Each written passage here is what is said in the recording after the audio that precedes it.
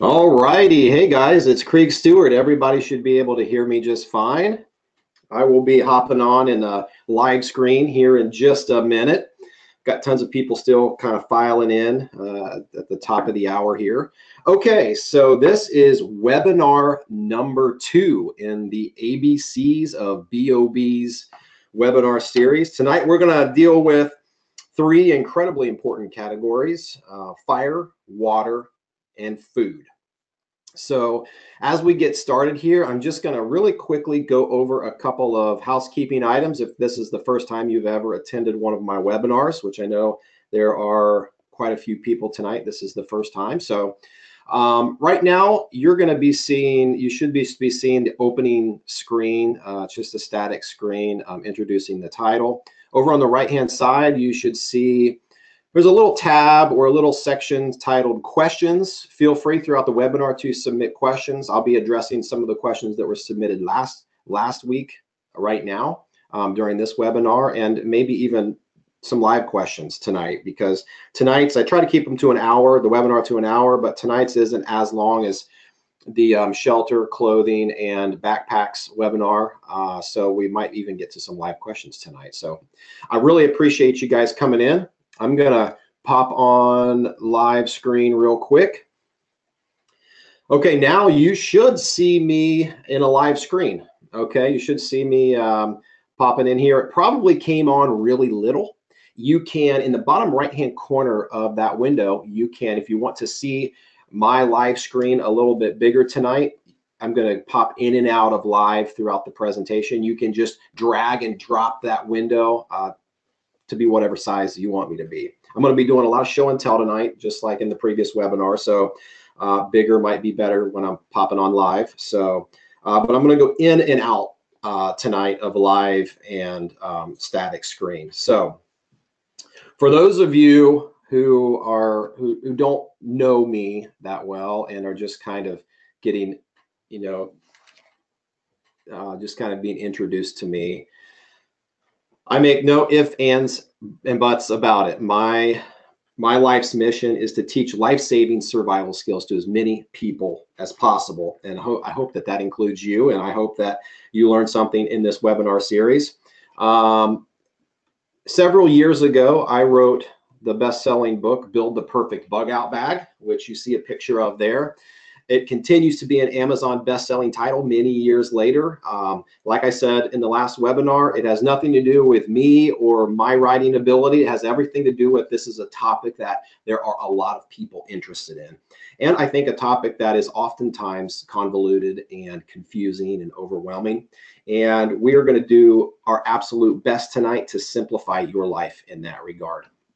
For those of you who ordered bug out bundles, the good news is we now have all of those kits available, and your order for a bug out bundle is going to be shipping tomorrow at the absolute latest on Tuesday. We will send you a shipping confirmation. Appreciate your patience with that. Got in a lot of orders for those, so thank you so much. So my goal tonight is really simple, but before I get to that goal, I am going to introduce you to someone here who is helping me out live tonight. It's going to be Jake Wild. Come on in here, Jake Wild, and say hi. Hi, guys. There we go. All right. Jake is going to help me do some moderating for questions. The technical side of the webinar, it's hard for me to both present and handle that kind of stuff, so he keeps an eye on all that stuff. So you may hear him pop in and out of the webinar tonight, or me reference him. So if so, that's all good and dandy. So, okay, my goal here tonight is really simple. Let me simplify my screen here. Is really simple. Is I want to simplify your pack list to reduce bulk, reduce weight, reduce confusion, and hopefully reduce budget, any wasted budget. And if there's one category of items that I really feel like I can help trim your bag on and simplify your life and simplify your budget with, it's these 3 categories: fire, water, and food, because these do not have to be complicated. And even in the past several years, some products have hit the market that have quite quite simply revolutionized a couple of these categories and really allowed us to pack lighter, pack smarter, and pack with less bulk. So I'm going to tell you about some of those products today that I switched over to, and you know, there's several things I'm going to recommend. So on that note, since you're watching tonight, I want you to watch and listen versus try to take notes and jot everything down. So I'm going to, when this webinar is over sometime tomorrow, you're going to receive a very detailed list of every item that I mentioned tonight, a link to where to get it if that link is available. And you're going to receive a recorded link to this webinar if you need to reference it again, and you're going to receive a download link to this entire slide presentation. So I've got all of your notes handled for you and taken care of for you. You do not have to worry about that. I just want you to sit back in front of your computer tonight and listen and try to soak it up mentally by listening, and I'll take care of your notes for you, and I'll send you an email about that tomorrow. Okay, so all right, let's get to the first major topic today. I think I've covered all of the big kind of housekeeping questions. If you guys have any housekeeping questions, just open up the questions tab, shoot us a question right now. We'll try to get that addressed. If you're having any issues, we'll try our best to get those solved for you. So let's pop right into a quick refresher. I'm not going to say it in Russian or German or Chinese in this webinar. I'm just going to simply say it. Remember, guys, we are dealing with 3 days. A bug out bag is for 3 days, 72 hours, and that's going to dictate everything that I talk about. All the fire tools, all the water tools, and all the food items that I talk about in this webinar are going to be designed for a 3-day window. You have to pick a timeline, otherwise it will drive you insane. You're going to be building a pack that looks like the Book of Eli or something, you know, or Wolverine or Red Dawn style or something, you know. You want to keep this to a 3-day time window. It's going to make your life a whole lot easier and make this a whole lot more feasible.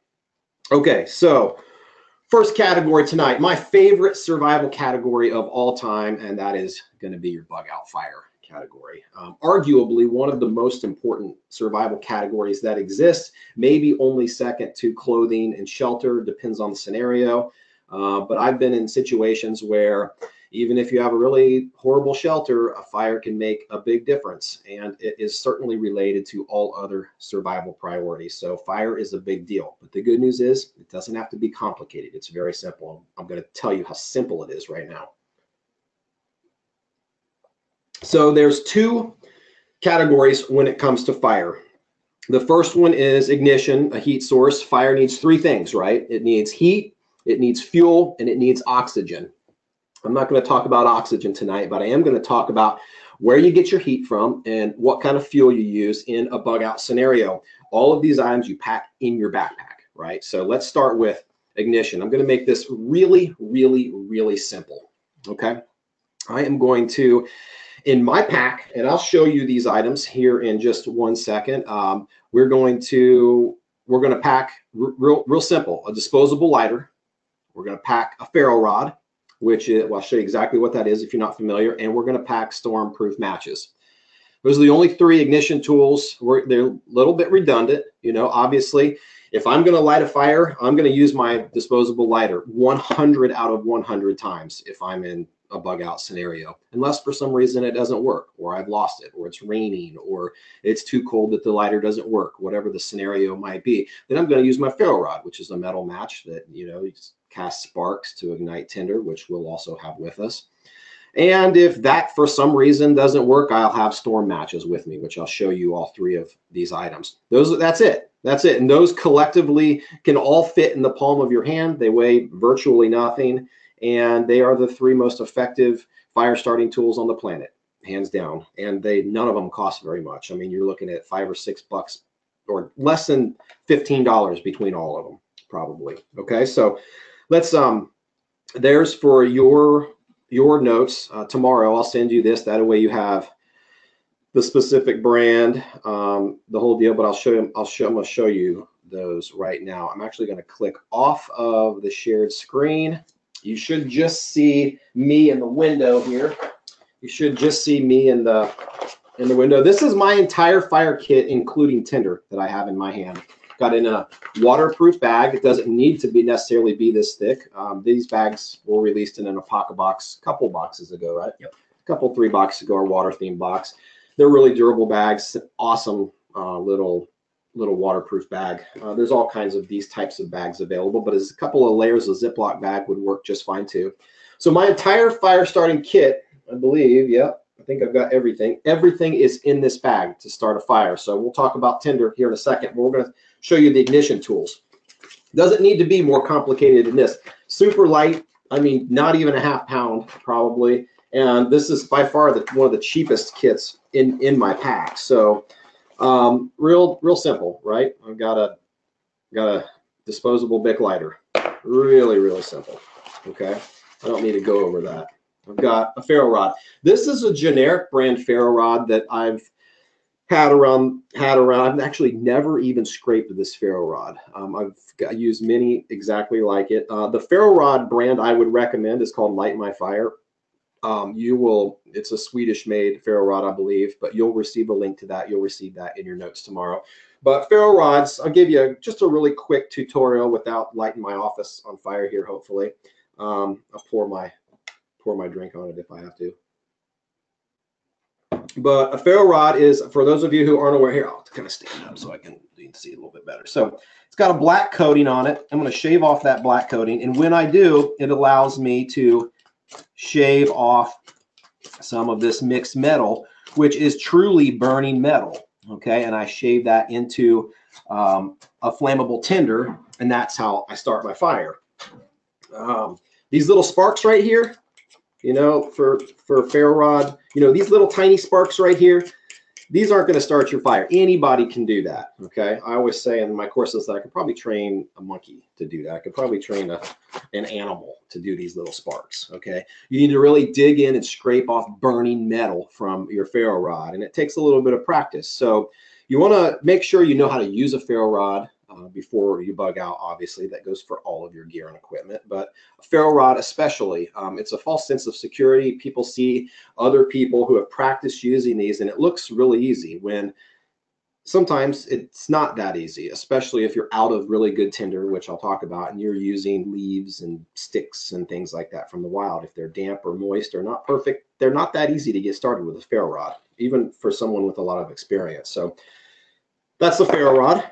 And then my last item, I'm a big fan of these.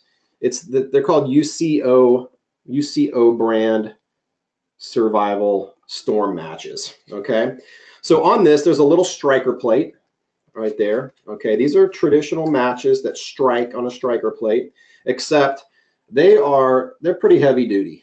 Okay, these are designed, they're kind of windproof. They produce a really serious flame and a really hot match when it burns. It's really, I mean, it doesn't go out easily like a traditional match. And this case has 12 or so matches in it, and it's a really good, really good package of matches, and those come in a waterproof little vial like this right here. So between those items, those are my ignition tools.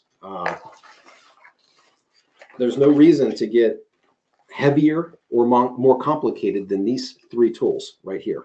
Okay, I know some people want to pack it all in there, but you know, my goal, like I said in the beginning, is to really help you cut weight and simplify this. So I'm just going to keep it simple with these kits and categories. I'm just going to keep it simple. Okay, I'm going to share my screen up again. We should be good on the screen. Screen popping up there, Jake Wild. All right, good. So we're going to move on to our other fire category, which is going to be tinder, and it's equally as important to your ignition category. I carry 3 pieces of tinder. I carry pet balls, which I'll show you here in a second. Almost everyone who studied survival at all has heard of cotton balls saturated with petroleum jelly, and that's what we call a pet ball. I carry pet balls. I carry what's called tampon fire rockets, which is something that I showed, and I did a free webinar series not long ago called the 12 things you didn't know you needed in your bug out bag, and that was one of those. I'll show you really quickly what that is and how to make that. It's an incredible little fire starting fire starting tool. And then I carry some fat wood. So I'm going to, those are for your notes tomorrow. These right here, you'll get that in the download tomorrow. But for now, I'm gonna do a little bit of show and tell. So it's just me live on the screen. I'm gonna show you, okay, this right here, this little rolled up package in a really expensive Ziploc bag. This right here is my pet balls. Okay, this is simply 6 cotton balls that came out of this bag right here. And those cotton balls have been saturated just by hand, just by smearing and gooing the petroleum jelly into those cotton balls by this Vaseline right here. I bought the generic brand at a grocery store. Okay, so absolutely cost is, most people have Vaseline at home. Most people have cotton balls at home. Cost is absolutely nothing. Burn time on something like that, you can ignite those with obviously a match. You can ignite it with a ferro rod or with a lighter. Burn time, you're probably looking at around 5 to 7 minutes. Very difficult to put out even in damp and wet conditions. Incredible little fire starter. There's a reason that everybody knows about them, and that's because they're really good and they're really cheap. Okay, so, and that's what Creek Stewart carries in his fire kit. Okay, the last thing I want to do is go out and try to source natural tinder, you know. So I pack everything with me, guys. Pack everything with me. So there's one tinder item. My next tinder item is also packed in a horribly expensive Ziploc bag. And in this one, I have 3 tampon fire rockets. Okay, and these guys are, let me try to get one that looks a little nicer. So these guys are tampons. I like to use 100% cotton brand. I get them at a health food store. Normally you can get like these 100% cotton, organic, no perfume, no polyester or rayon or anything like that, any plastics that burn. These are all cotton, like a compacted. I think we measured it out last time, didn't we, in the other webinar? It was like a cotton ball this size. I tore one apart and fluffed it up, and it was literally like a cotton ball as big as a basketball. So you're looking at maybe 30, 50 times the amount of cotton as a regular cotton ball. And then I've sharpened the tip of, here's one that I've got ready. I've sharpened the tip of a stormproof match, and I've shoved it down into my tampon. This is one that I haven't dipped. And then I take this whole apparatus and I dip it in melted wax, just extra candle wax, old candles. Melt them down, dip this in there. So all of these are dipped in. You can see the wax on those. Maybe a little bit better right here. You can see the wax on those. They're totally coated in 3 or 4 layers of wax. Guys, when you scratch the head off of this and strike this match on the matches that I showed you earlier, this is the same match. This sucker right here, if you fluff it up a little bit and process it a little bit, you get a burn time of anywhere between 20 minutes and 30 minutes. It is a really incredible fire starter. It's totally saturated with wax. It's like a huge wick. And I packed 3 of those inside of my fire kit for tinder. So I packed 3 of those. I roll my bag up. I think you can see that on the screen there. I roll my bag up to get all the air out of it, just to save space. And that goes right into my fire kit. You know, but I also like to have a little bit of wood to burn. Now, I know it sounds crazy that I'm carrying wood in my bug out fire kit, but I do. I carry 2 pieces of fat wood, and fat wood is simply pine resin saturated wood that's a naturally occurring wood in the stump of pine trees. You can buy this. I include a link to where you can buy it, sold in almost every home improvement store in the fireplace section as fire kindling.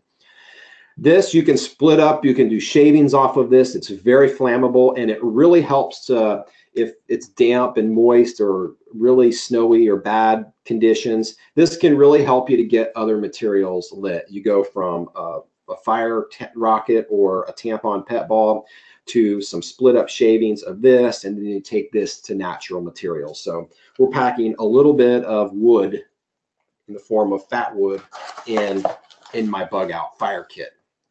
Okay, so that in essence, I believe pretty much covers up my entire bug out fire kit. You know, I would say, you know, I would be so inclined to say that if your fire kit contains in your bug out bag, if your fire kit in your 3-day, 72-hour bug out bag contains anything besides those items, I would say pull them out. You don't need them.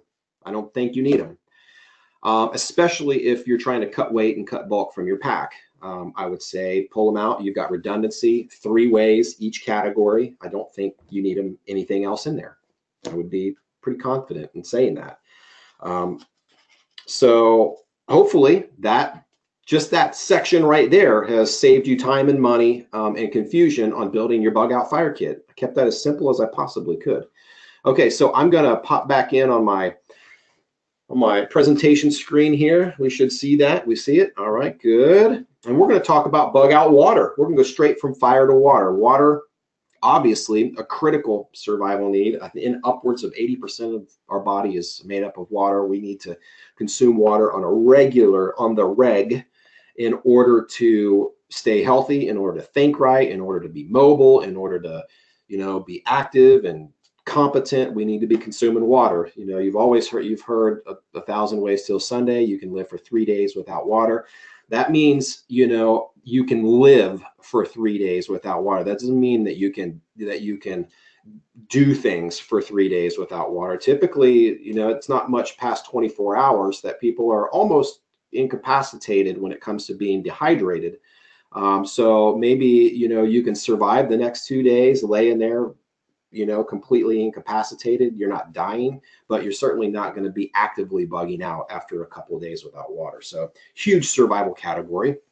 And let's talk about the 3 categories, the 3 mini categories within the bug out water category.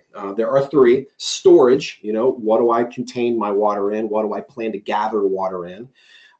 Filtering and purifying. I do have water packed in my bug out bag. I have, you know, what I consider a minimum of an absolute 3-day minimum for myself packed in my bug out bag. And we'll cover that here in a second. But, you know, obviously I have methods for gathering and purifying and or filtering wild water if I need to do so. And then there's a couple other tools that I have in my pack that I think are important based upon conversations with other people who have actually bugged out, and, you know, my own personal experiences in the wild as well, and in urban environments. So let's go straight to storage. I'll stay split screen on this one until I start showing products. Okay, so storage. I've got 3 categories of storage in my bug out bag. So again, I'm breaking it down into little mini categories. Full inside of my bug out bag. So these 2 items I have full of water inside of my bug out bag. The first one is my 40-ounce Clean Canteen stainless steel water bottle. I prefer stainless steel, which I prefer a metal. It doesn't have to be stainless, which I'll talk about in a minute when it comes to boiling, when it comes to the purifying and filtering section. But you can see how burnt up this container is. I've used it a lot for boiling water in the wild. So this is full. This is 40 ounces in my bug out bag. And we'll get to this in a second too. But nesting on the bottom of this is a GSI stainless nesting cup. And I keep this is one item that's mounted on the external of my pack. Both of these items, now actually, I don't put that in there because it is a real dickens to get out once it goes in. It takes me like 5 minutes to pull it out. It's just annoying. I'm ready to kick my pack by the time I pull that thing out of there. So I keep this actually inside of my bag. My 40-ounce container is packed on the outside of my bug out bag, and I have a Maxpedition. There's a lot of different, this was really expensive, but there's a lot of different water bottles, add-on containers like this that'll carry a water bottle if you want. I think the one I recommended in the last webinar in your links was a Condor version, but this goes mounted externally. Because I just don't have the room inside of that pack, because I told you when I gave my last bug out bag away, my new goal was to kind of shrink down my pack, and I'm trying my best to share some of those secrets with you in this series. So that's a cool little nesting thing. If you've got the room in your pack, that's full. And then I moved within the past year or so. I've never been a fan of hydration bladders, but, you know, for the saving space, you know, it's hard to beat the Space Safe. This is 64 ounces of water, which is a lot of water. And this slides into a little, pocket in the back of my pack. It's almost all modern packs have a hydration bladder compartment. It slides into there. This comes out a little hole, and I can just kind of suck on that tube on the move, on the go. I don't have to dig my bottle out. I don't have to do anything. This is, you know, as you consume this, your pack gets lighter and more comfortable. And this is just kind of dangling around the front of your chest, just to kind of suck on when you need it. But this is real comfortable in the pack. A lot more comfortable than a big bulky water bottle kind of shifting around in there. It really puts this in the middle of the pack and makes it really comfortable. So those are the two items I have completely full in my bug out bag. And obviously I could refill those. You know, I could resupply those en route with some of the tools I'm going to talk about next. Empty inside of my bug out bag for potentially gathering more water, because it is a very important survival category. And these things that I'm about to show you are virtually weightless, and they don't cost very much at all, just a few dollars a piece. And they can go a long way in just gathering extra water and having it at the ready. So one of those items, I've got 6 of these bags in this right here. And this is a product made by a company called NASCO. I think the brand of this is called Whirlpack. And this is all included in your resource links that I send you guys. This is basically a 1 liter bag. They're sealed. So they're clean on side. It's gusseted on the bottom, so it stands up. I should have filled one up because that would have been cool to see. But it's basically, imagine a 1 liter bottle. This is gusseted on the bottom. It can totally stand up on its own. It's made from a 4 mil plastic. It's not the most durable bag in the world, but you've got 6 liters of water. If you were kind of hunkered down for a little bit and you wanted to just store up water, you know, you got 6 liters that you could just be sitting on at camp. Or these are bags that you could share with people as well, right? You know, shocker, you might be in a position to help somebody, right? So I think these are great little kit items to have in your kit. And, you know, 6 of these bags are just a few bucks. They're not very much. And I'll include those, an Amazon link to those in your resource list. If you wanted to buy bulk ones, you can get them for even a better price. If you've got a kind of group that you pal around with, that you want to split the cost, you can get those for not very much at all. And they're a great little bag, and they weigh absolutely nothing. Literally, when I say nothing, you can stuff those anywhere. It's a really great kit item too if you're making mini kits. Okay, so I use, as I'll talk about in the next category here, I use a Sawyer Mini Squeeze, which I'll just quickly show you so you get a reference. I used to use a much bulkier, a much heavier pump system for processing water, and then I moved to a Life Straw, which I still am a huge fan of Life Straw, but I've since moved to a Sawyer Squeeze. It's like a ridiculous amount of gallons that this filter, which is attached to the end here, this is the filter, will process. It's like 100,000 gallons or something crazy.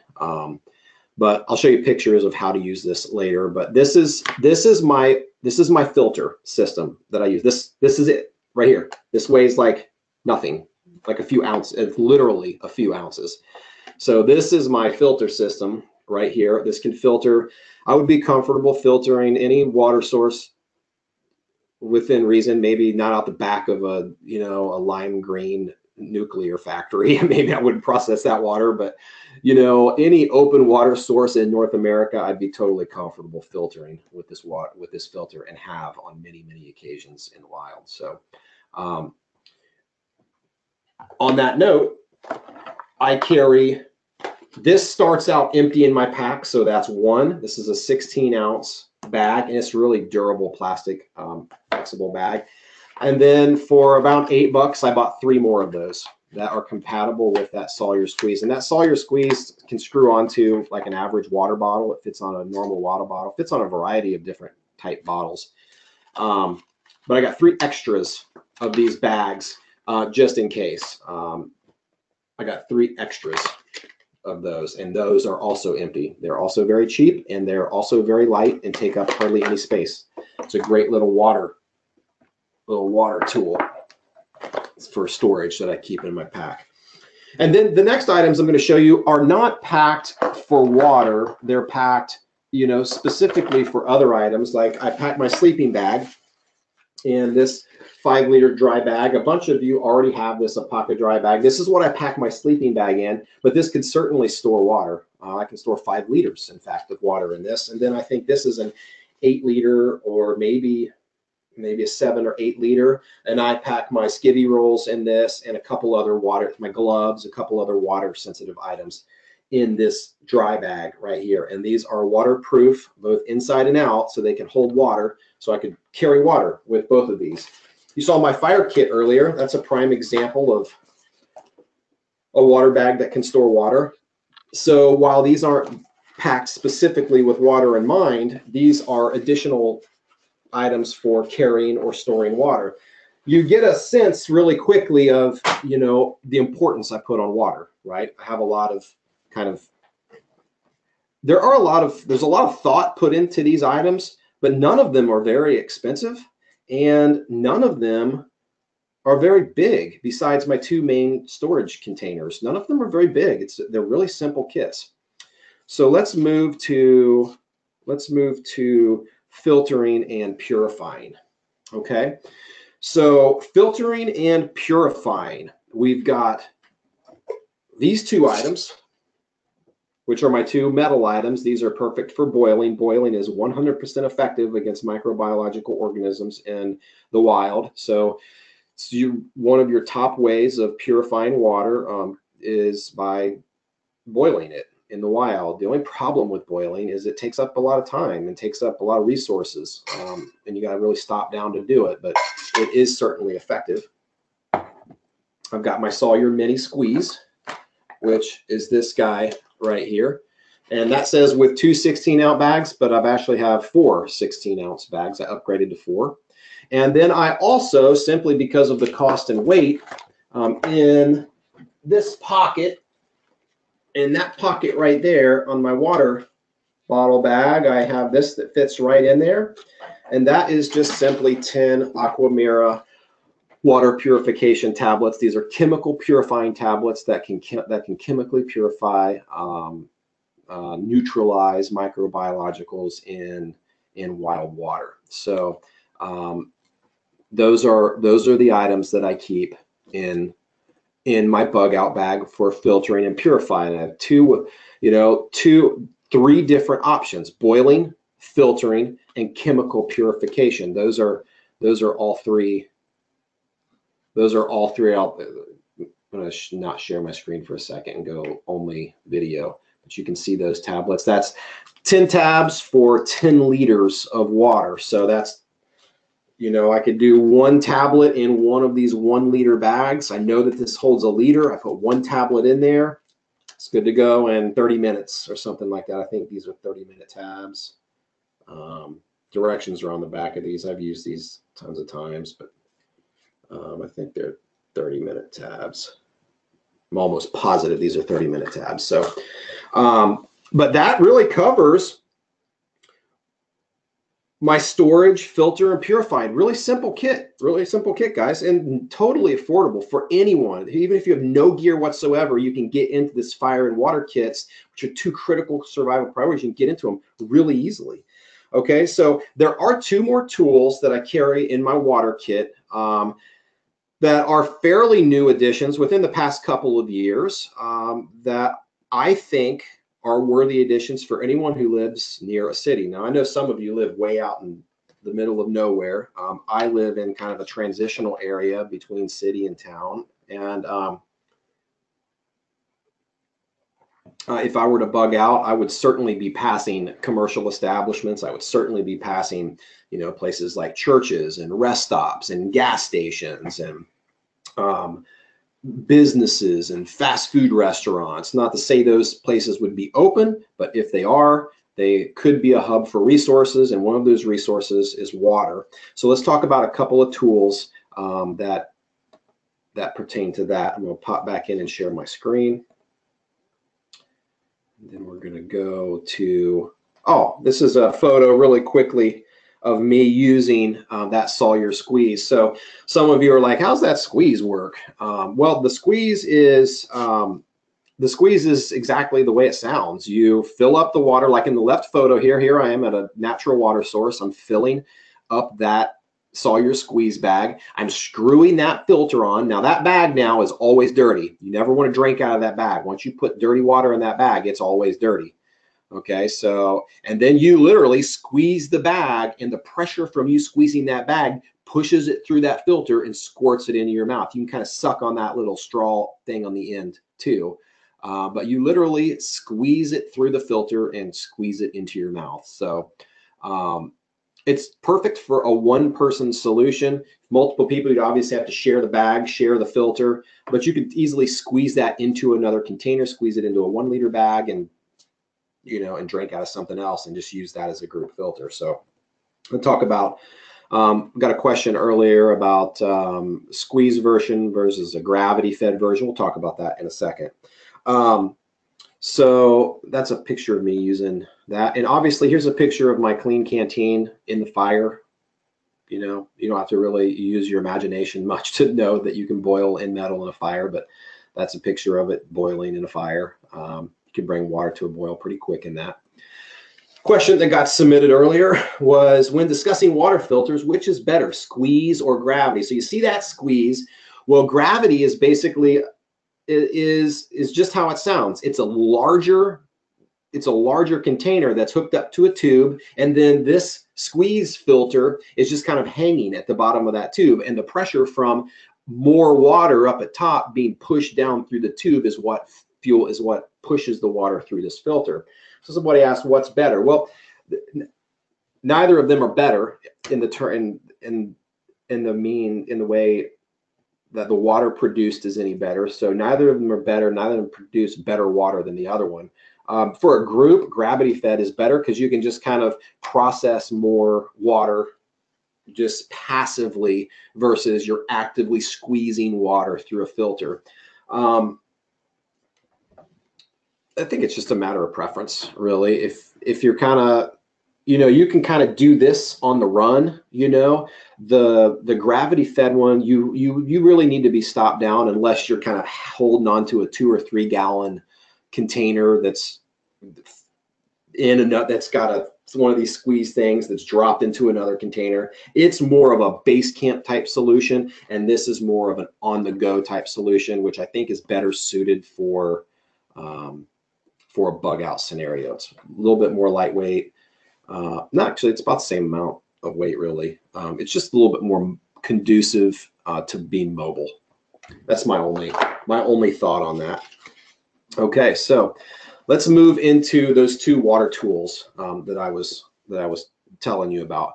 One, both of these I featured in that webinar, 12 things you didn't know you needed in your bug out bag. One of those is a faucet to shower converter. A lot of times, guys, when you have these types of bottles and containers, they're very difficult to fill up in your average sink. Like, I can't fill this up in a rest stop sink, and I've tried. I can't fill it up in a fast food restaurant sink. I can't fill it up in a public bathroom, or because it's just too big. I can't get it under there. I have other containers that I could potentially use, but for running in, wanting to fill up real quick and getting on the move, this is the container you want to do that with. It's your easiest access container, and I can't fill it up like that. And I want to have access to that water. And so this shower converter, I'll just talk about that really quickly. This faucet to shower converter, this is basically a rubber gasket that fits over a variety of faucets or spigots, and then that goes into a shower. Now, you could totally use this. You could hold up your poncho on the outside of a building and use a spigot, and you could totally use this as a shower, okay? To take a quick spit bath, or to wash something off, or to wash your dog off, or whatever. You could totally do that. So I left this shower head on there for that reason. It doesn't affect, you could pull it off like this right here to save weight if you wanted to. You could pop it off if you wanted to save a little bit of weight. If you wanted to, it's a little bulky. But I kind of like the option of potentially using this to wash something off, you know, or shower. So I may keep that on mine. I've kept it on this long. But you could put that on any kind of faucet and immediately get water and fill. You can just really quickly do that. And I'll show you pictures of that in the works here in a minute. Okay, so let's talk about this other one right here. I'm going to share my screen again. You should be seeing the PowerPoint presentation. The other one is this Silcock key. Okay, it's a funny looking key. Most people have heard of one of these. These allow you to operate the spigots on the outside of commercial establishments. Those are typically, they don't have your traditional residential knob on them because they don't want people taking their water. I don't blame them, right? So those spigots have typically one of 4 different nuts on the outside of there, and these are 4 different size wrenches that work with those spigots. Now, I never obviously and never would suggest stealing. Technically, that's stealing water. But I don't think any commercial establishment would have a problem with you filling up your water bottles in a disaster emergency if you had an ability to do so. And if that in some way, shape, or form makes you feel guilty, then by all means send them a check for a few dollars afterwards with a note explaining what you've done. So, but this will allow you to turn.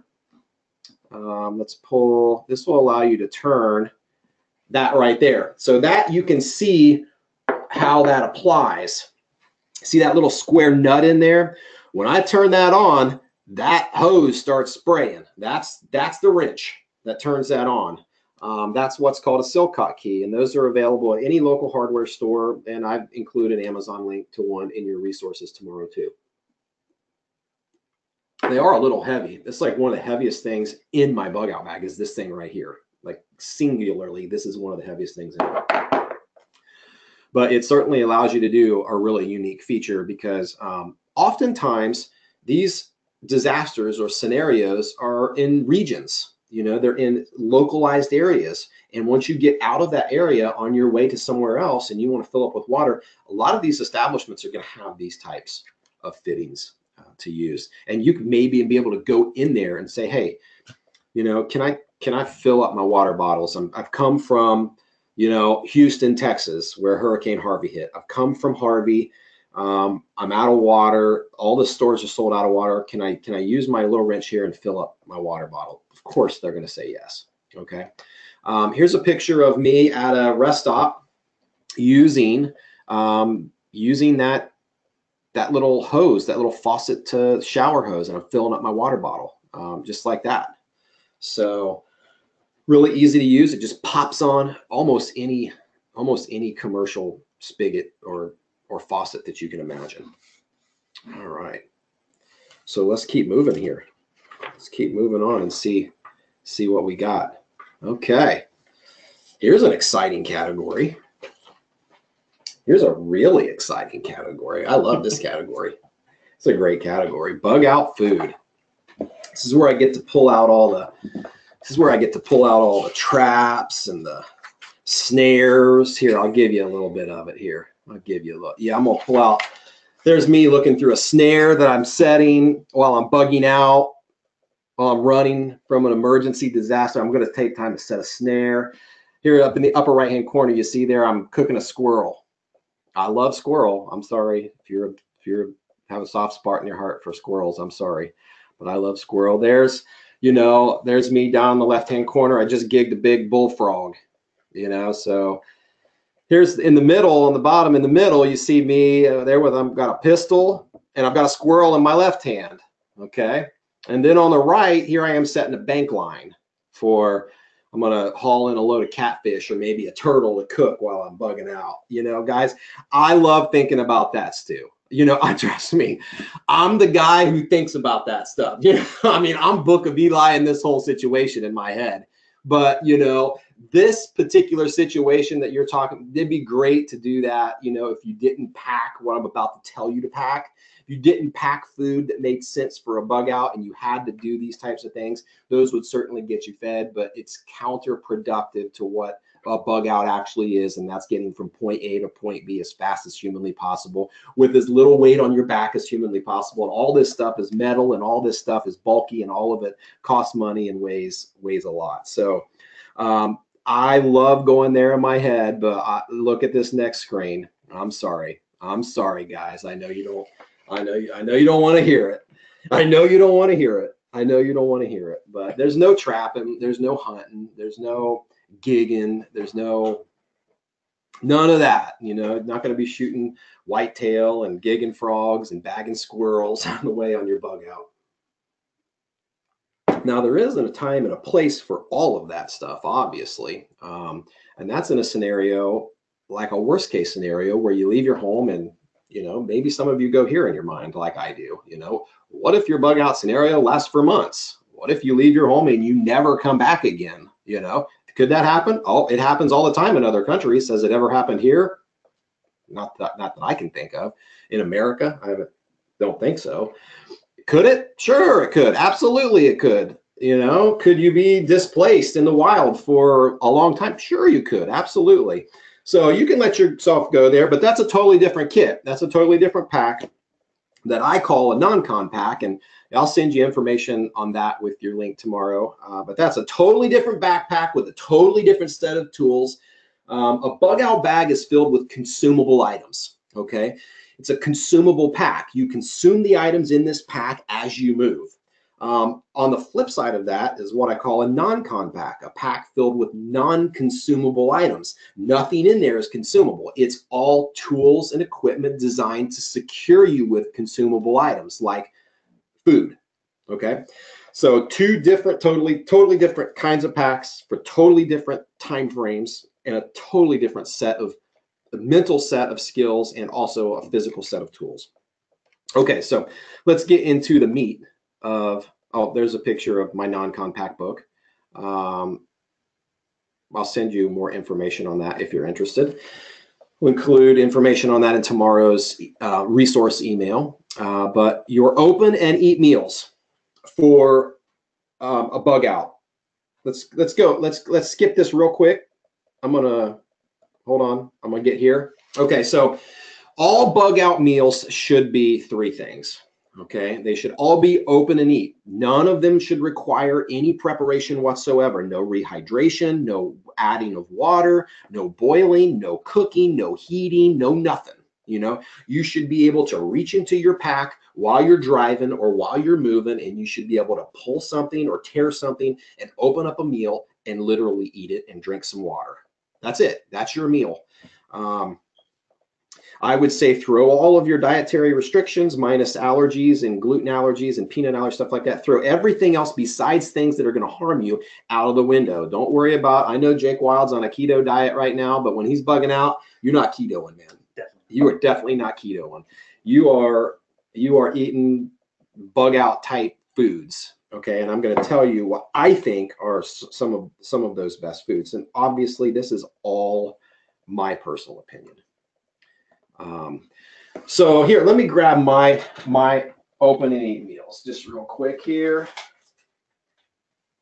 Okay, so I've got 9 of each of these. I'm gonna not share my screen really quick. I'm gonna go to only video.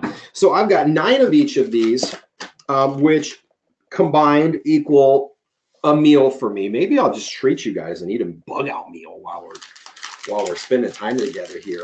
One part of that meal is a Cliff Bar. I like crunchy peanut butter. Okay, let's read some calorie information on here. Calories 260. Calories from fat 60. What else? Any protein in the protein? 11 grams. Pretty decent. 19% protein of your daily. Of what you would need daily. So bug out meals should be open and eat. They should have a long shelf life. So I kind of skipped on those 3 items. They should be open and eat. They should have a really long shelf life, minimum of 6 months. So that way you don't have to replace them in your pack all the time. You do want to change them out every 6 months or just eat them, take them on a camping trip. And they should be as high a calorie as possible for the size and weight. And I think these three items fit some of those categories. I really like a Cliff Bar. If you're gluten-free, this probably doesn't work for you. In my opinion, there's probably wheat in here, I would guess. I'm sure there are versions of something like this that are not, that you don't have to worry about those allergies. I keep a single pack of peanut butter. This is just a Justin's, this is actually almond butter. I went big on this one. This is an almond butter or peanut butter, single pack, open and eat, open and squeeze onto my Cliff Bar. And then my favorite bug out meal of all time is I keep a Spam single classic in here. This is a real nice fatty, calorie rich, 210 calories, little sucker. So you're looking at breakfast, lunch, and dinner right here. So all three for breakfast. I got 3 more for lunch and 3 more for dinner. I've got 9 sets of these for 3 meals a day for 3 days.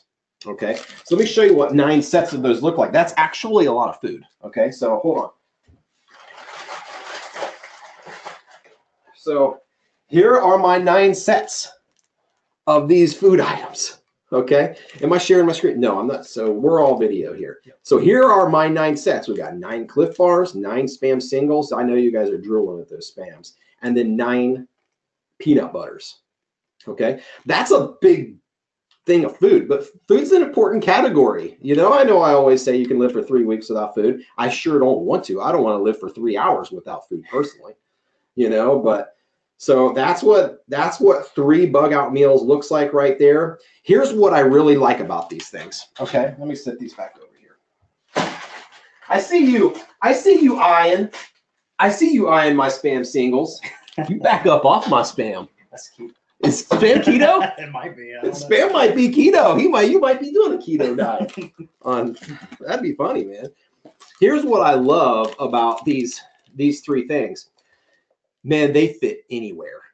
I mean, you can cram these, all 3 of these, you can cram them all down in random nooks and crannies. And you just remember, you know, I've eaten 3. I know there's 6 more in there somewhere. You got to dig for them. But they fit, you can cram them anywhere in that pack, unlike kind of bigger, bulkier MREs that take up, you know, imagine packing 9 MREs. Those MREs are kind of big, you know, or let's say you did 6, you have 2 meals a day. But this, this isn't going to like stuff you, and you're going to probably be a little bit hungry, but this will definitely keep you going. You can fit these anywhere. They're not expensive. All 3 of these have a shelf life of 6 months plus. Okay, this one, Spam's 2020. Well, this one's later on in 18. I've definitely got 6 months on it. I don't know if this one's fall of 18. So these are easily 6-month items. They're high calorie. They're pretty cheap, and they're perfect bug out meals. So those are my bug out meals. My bug out food items. But I've got 2 more food related items that I personally keep in my pack. Let's move over. Let's come on over to what I call meal supplements. I carry 3 of each of these, and that's 1 per day for 3 days of each of these. And I'll show you what those are. One of them is an all-in-one shake mix, kind of a meal supplement mix, chocolate flavored, and then the other one is just a sweet snack because I just really would prefer a Snickers, but I opted for the healthier, lighter weight version. So let me show you these 2 items really quick here. So this right here is just kind of a meal supplement protein shake. It's really lightweight. All of these meals are packed in waterproof containers, so even if I dunked my bag in water, I'd be good to go. How are we doing on time? Wow, we're almost time up, huh?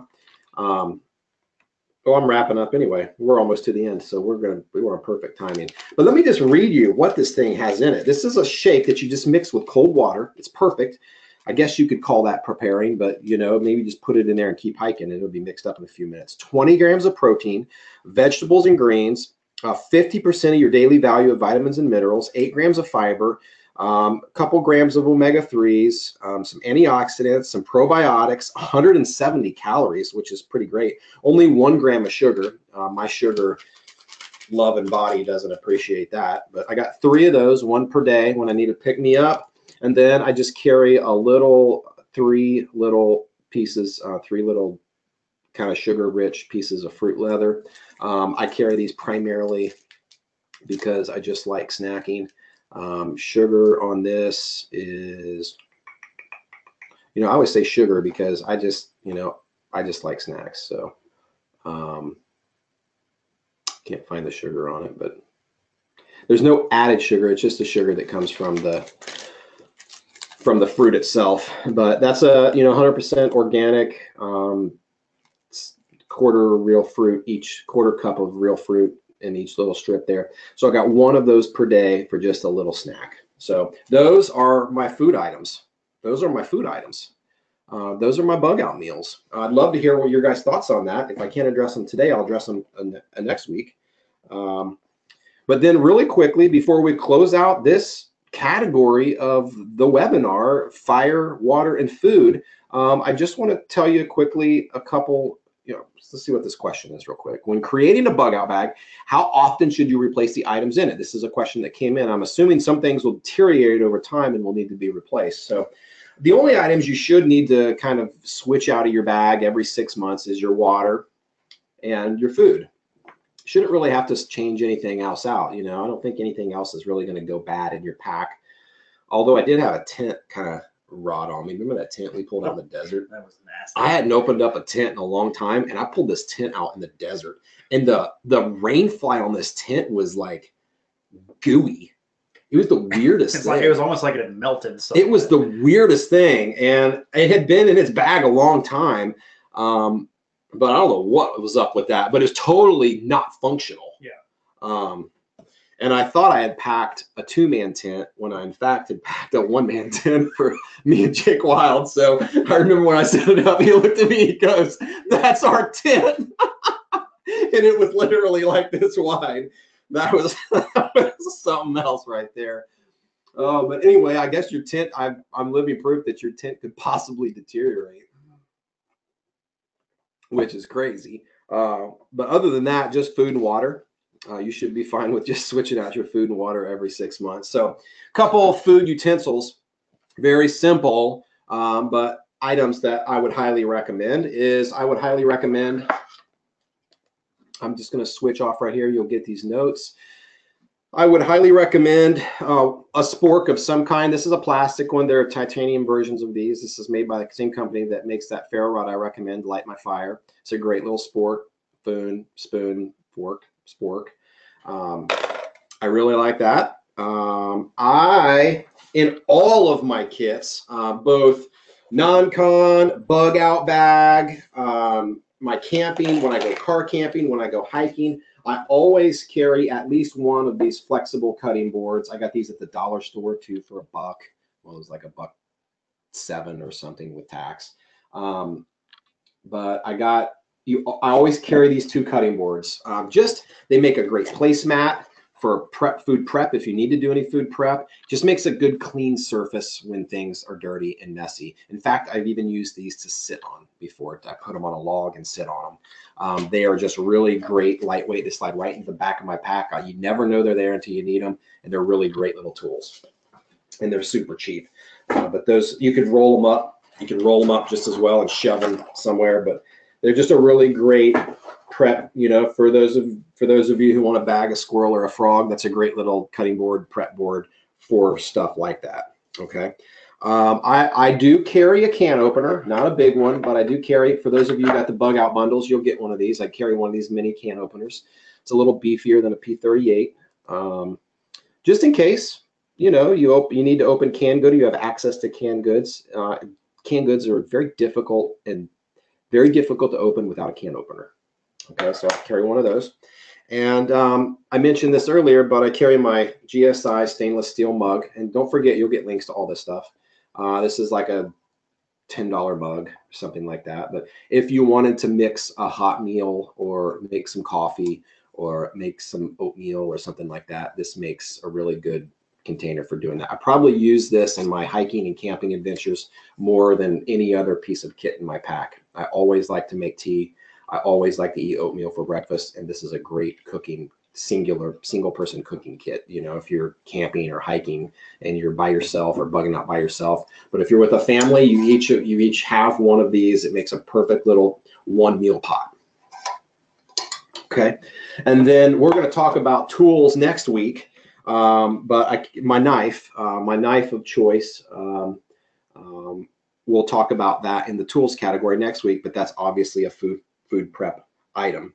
So speaking of next week, I think you're really going to enjoy next week's webinar.